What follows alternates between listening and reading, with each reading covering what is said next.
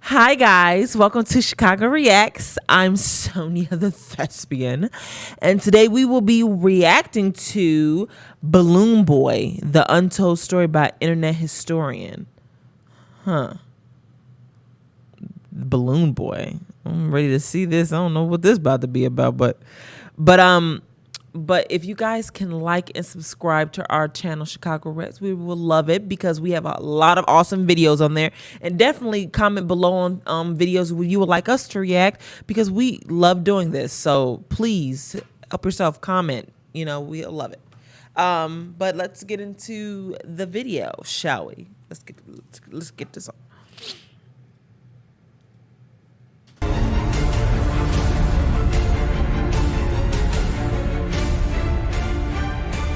What?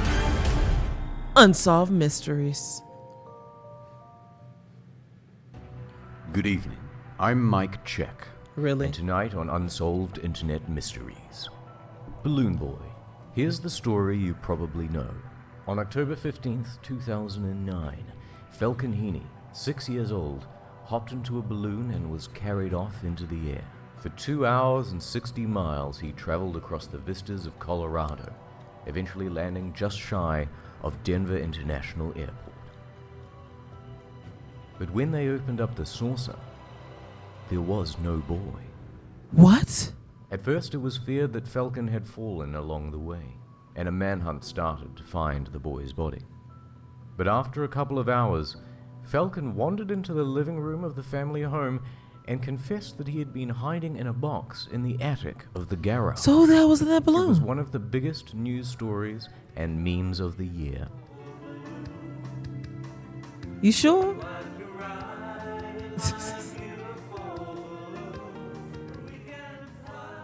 During the event, Balloon Boy was also the most searched term on Google.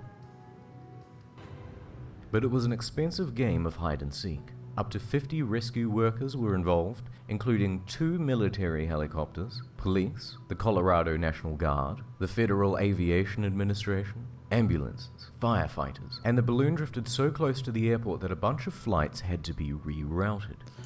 Wow. The total cost of the incident was estimated at $2 million. I bet it. Press flocked to the Heaney home, and the family gave an interview on CNN. And then, this happened. He's asking Falcon, did you hear us calling your name at any time? You did? You did? Well, why didn't you come out? You guys said that we did this for a show. Stop it. See, kids will tell you can tell a kid to do something, especially a young kid. You can tell them like, hey, make sure. But kids is gonna be honest, no, regardless. They gonna slip up somehow if you tell them not to say nothing. They gonna tell you how they feel, or they gonna blurt something out. Wow, what? Police and the press were quick to change angle from accident to publicity stunt. Wow. The mother and father were charged, and they pleaded guilty. So that's the story. Or is it? To this day, Richard Heaney, the father, adamantly claims it was never a hoax, just an experiment gone wrong. And after doing my own research, I'm starting to believe I can't take this face this seriously. is the story you probably don't know. Let's take a closer look at Richard Heaney. He's an interesting guy. He likes to do science and chase storms. Getting into the path of the oncoming tornado. He is also an inventor. Hi, I'm inventor Richard Heaney, and boy do I love my truck! That's why I would never permanently mount toolboxes or a lumber rack on the back. No! I'm gonna use my pickup to pick up hot chicks!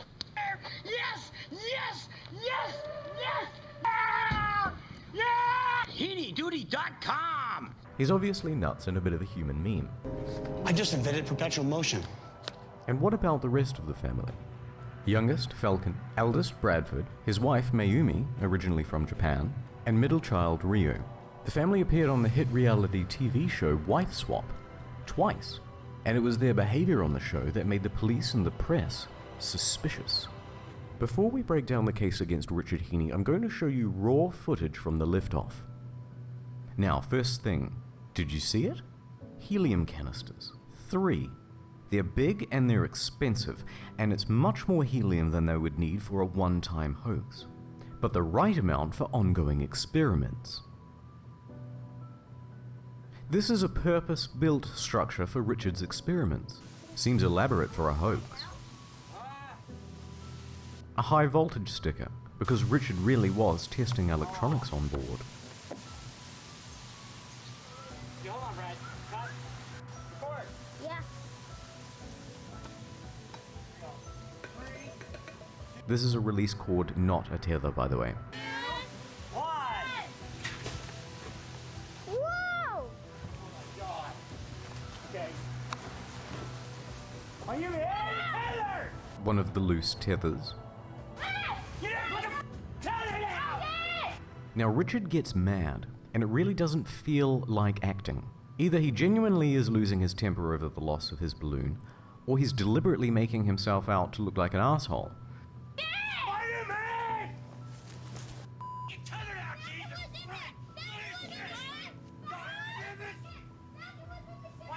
Something The wrong kid with sure him. was doing a good job of acting too, and remember that they would only have one take because there's only one balloon.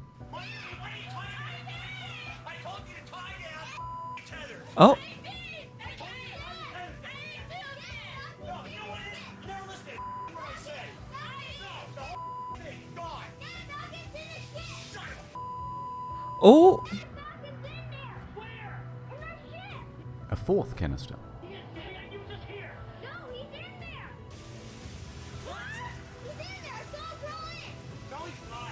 Yeah. He was just right here. Falcon! Falcon! No, man. But here's another weird thing. This photo from the police shows that Richard's electrical equipment for readings and experiments is still on board. Why? Why let your stuff get smashed out in a field somewhere? Now that you've seen the liftoff, let's look at the case against the Heanies. That the balloon couldn't have lifted Falcon. He called the news before 911, the live slip-up on television, a confession, and a guilty plea. oh Pretty wow. airtight, right? Nope. Let's start from the top. Could this balloon lift a boy? The balloon is 17 feet wide by 6 feet tall. With this we can figure out the surface area and the volume. We also know the construction materials. Plastic, alfoil, cardboard, thin plywood, duct tape, wire, strings, tether. The balloon's total volume is over 900 cubic feet. That gives us a lift potential of 65 pounds, minus the weight of the craft, and Falcon only weighed 37 pounds. The police weighed him. That gives you enough lift potential to raise the boy with another 11 to 12 pounds to spare. Next point. You're about to hear the 911 call. The media and police both said that Richard called Why the y'all got news this head first, on her? then 911. That was a lie. The phone records show that he called the FAA first, because he knew they could track the balloon better. Then they told him to call 911 and he immediately did so. When he did, the 911 operator put him on hold. When taken off hold, Mayumi picks up the phone. Okay. And so it was an experimental plane? It's a flying saucer. And is that's gone too, right? I'm sorry. How long is the flying saucer gone as well? Talking about a flying saucer. I'm gonna get my son. Okay. Hang on just 1 second. Don't hang up, okay? Just a minute. They get put on hold for a second time. Ma'am, does it have any kind of a tracking device or anything on it? No. Okay, where was the saucer? Was it in the backyard? What? Yeah, here, take that. Hello? Yes, is this Richard? Yes, it is. Was the flying saucer in the backyard? Yes. Okay, it obviously has electronics where he can know how to work it. He gets it up off the air, off the ground. No, he doesn't know how it operates. So we are sure that he's in that. Yeah, we looked everywhere, and then my son just said because we had it tethered, it wasn't supposed to take off. So there's no electronics on it. There's no tracking device, right? No. No, lady. Okay, hang on just a second. By this point, they've now spent 20 minutes with the police. Right, 'cause and she they've kept been put asking on hold repeat- for I the get- third time. So it was no wonder that they called the news and asked for a helicopter. Next point. What did Falcon have to say about the answer he gave on CNN? Oh yeah, that was weird. Well, what happened was, this Chinese reporter walked up to me. He asked me if I could show him how he got in the attic for his TV shows. So I said, okay. And then after that, another person asked me, so what happened about this balloon thing? I was like, I did it for the show. I said that because I thought he was talking about the Chinese guy. It's not a great excuse, but it's within the realm of possibility. On the day of the Heaney's arrest, the police issued a warrant to take phones, computers, documents, cameras, everything they could. And what did they find? Nothing. Nada. They interviewed Falcon, Brad, Rio, each several times without parental supervision. Again, what did they get? Nothing. So the police had nothing. That's not great for the prosecution. So the police would need a confession. They tried Richard, but he wasn't admitting to anything. So they pressed Mayumi, and she spilled the beans. But hold on, because her confession sucks. English is not her first language. Police arranged the meeting under false pretenses, so she didn't have a lawyer with her. And also, it doesn't make any sense. She said in the confession that they built the craft only 2 weeks prior. Interesting. Here's Sherry from Wife Swap. There was one point where I had to hold the spaceship and clean it and carry it, and Falcon ran into the spaceship and hid in there. Built 2 weeks prior? Well, Sherry just said that she was cleaning it during filming, which was 8 months ago.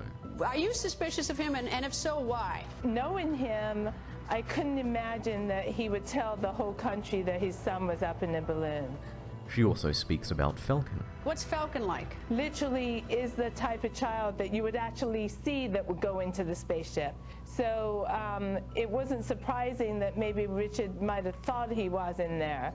So that leaves a big question. Why did the police pick on Richard Heaney? I'm being persecuted, I think, for the benefit of Alderton. His term runs out in 2011. He's probably going to run for governor, who knows, but not off my back.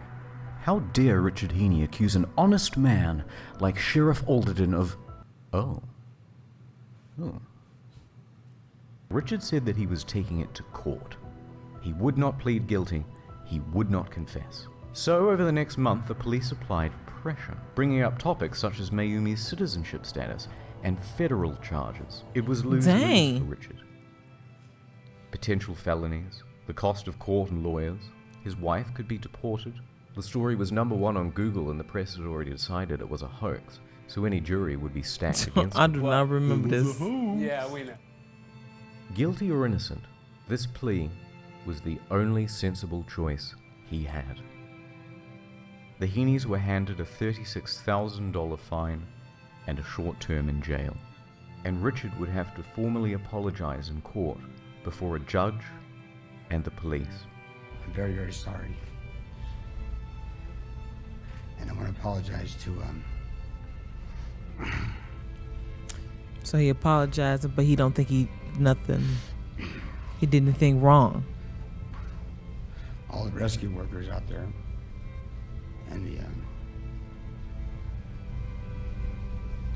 the people that got involved in the community.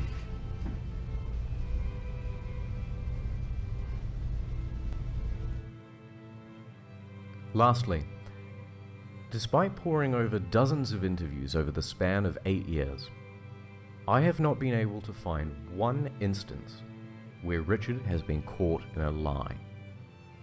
There's evidence of the police lying, evidence of the media lying. Richard's story has not changed. So where does that leave us really? One piece of evidence. This interview. The testimony of a sleep-deprived 6-year-old who's not even really listening to the question. That's it. Those 10 words are the main substance of the case against Richard Heaney. When I first started researching this story, I thought it would be a fun chance to take a few cheap shots at some liar from Colorado. But now I'm not so sure. I'm not saying for certain that this isn't a hoax, but I think there is more here than what was decided in the press and by memes in October of 2009.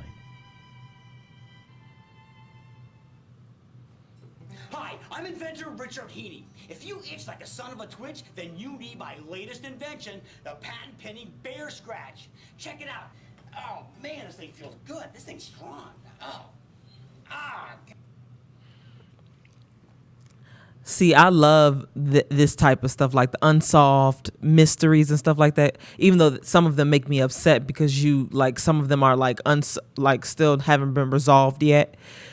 But that is very intricate. I can't really say if, because it was weird that the boy, like the boy Falcon said what he said on TV, because like I said, kids, he was 6. Kids kind of slip up if you tell them something, you know, but sometimes kids can imagine things, but it's like a lot of them do tell the truth. And it's weird because it could be 2 sides to this story. It could be that was planned to get some publicity, or it could be that something did happen, but I feel like a lot of it was dramatic. So I don't know. I don't know if they were lying or not, but some stuff didn't kind of add up. But that's the point of the argument for these unsolved mysteries. So yeah. Thank you guys for watching this video. Be sure to like and subscribe and to check out our other videos that are on our channel. And we'll see you next time.